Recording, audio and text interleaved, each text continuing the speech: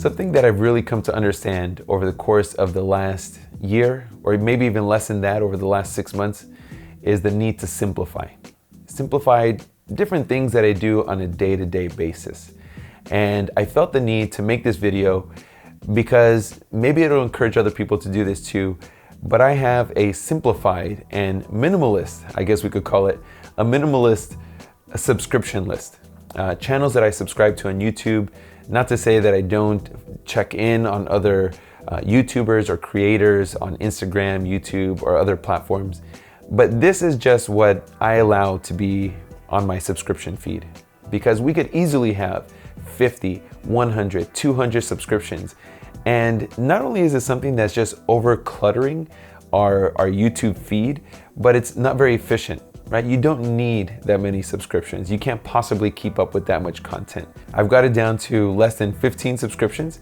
I'm not saying that's the ideal or perfect number. For everyone, it's going to be different. If you currently have 200, getting it down to 100 might be a struggle for you.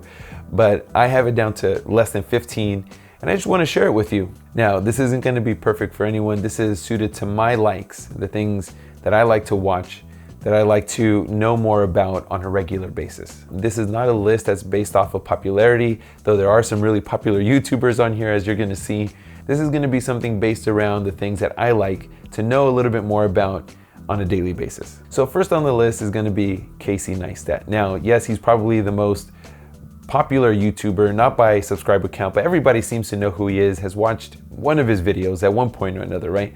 And I personally just enjoy watching it because I enjoy the way that he tells his stories. He has a really great way of piecing together the different parts of his day and makes it easy to understand, and he gets it done typically between 10-15 minutes, sometimes less than that.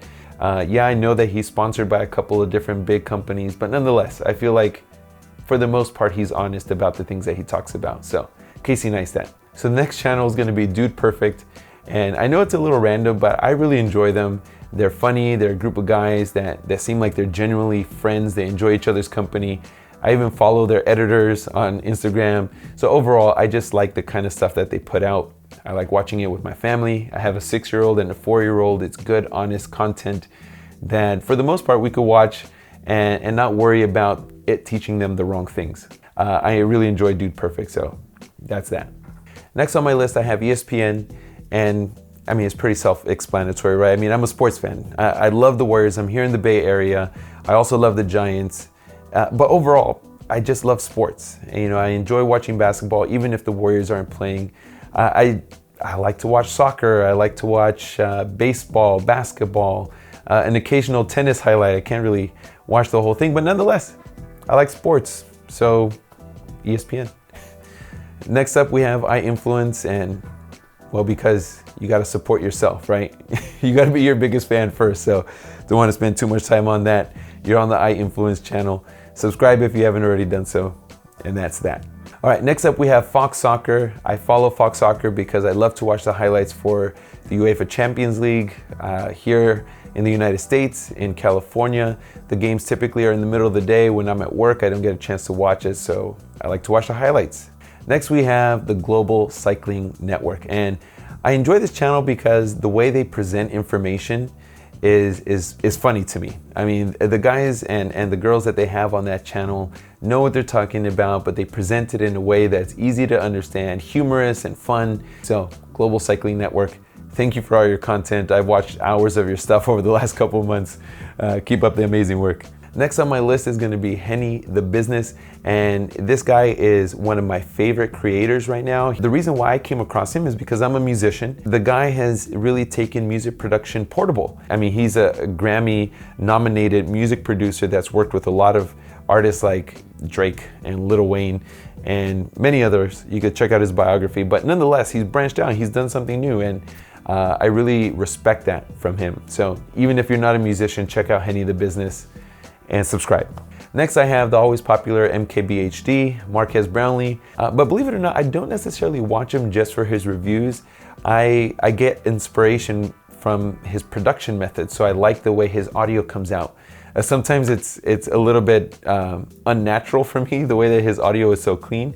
I like the way that he puts his production together. His videos are always clean. I mean, the highest resolution you can get. It's just like eye candy. And MKBHD puts out some of the best quality content on the internet, hands down. Next up, we have Matt Diavella, and he is the minimalist for the non-minimalist, if that makes sense. But the reason why I enjoy him is very similar to why I enjoy MKBHD.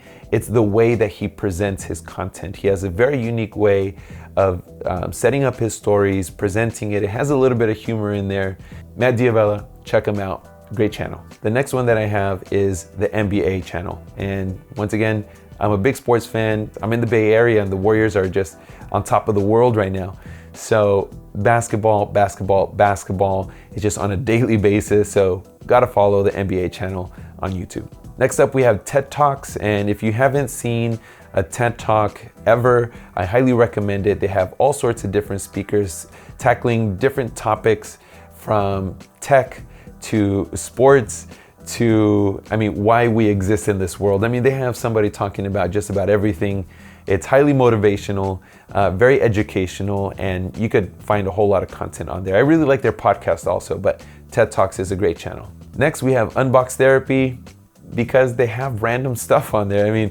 You never know what's gonna be unboxed on there, what's gonna get reviewed. It could be the typical products like iPhones and Samsung devices or the latest laptop or Surface device.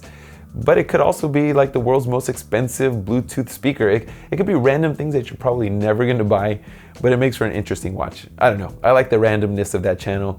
So Unbox Therapy. Uninterrupted is a YouTube channel that I like to follow because it gives you more of a behind the scenes and player's perspective of things that are going on in the sports world. So if you're a sports fan, and maybe even more than a sports fan, you like to get the player's perspective rather than just a general media perspective. And if you like more of that raw footage, a little bit more of YouTube-esque, Uninterrupted is coming up. They have a lot of original content that I really like to enjoy. That's why I like to watch it. Like, once again, I'm a sports fan, so I like that. So the last channel that I have on here is by Will Smith. And his content is just fantastic. I know that he probably has a professional crew with him to edit his videos and to come up with creative ideas and things like that. But nonetheless, his personality, his charisma comes through in his videos. He's always laughing, he's always smiling. I respect the fact that he branched out and he did something different. He stepped out of the comfort zone of most actors, and he's doing something really original. So that's why he made my list. So speaking of making the list, that is it for the list. I kept it under 15. I know that it's not the perfect list for everyone. This just happens to be my list right now. I'm sure it's gonna change over time. I can't promise that I'm gonna keep it at 15, but I'm gonna do my best. The question is for you to leave it in the comment section below, is if YouTube were to come out with a new rule and they were to say you could only have 15 or less channels that you could subscribe to, what would those 15 channels be? For everyone, it's going to be different, but I'd be interested to see what you have to say. So thank you so much for watching this video. I know it's a little different than what I normally would put out. If you liked it, give me a thumbs up. It'll let me know that you want more videos like this. And if you're not a subscriber, please consider doing so. Add me to your 15. It's going to be worth it, I promise. So thank you so much for watching. I'm Oliver. I hope you have an awesome day. Take care.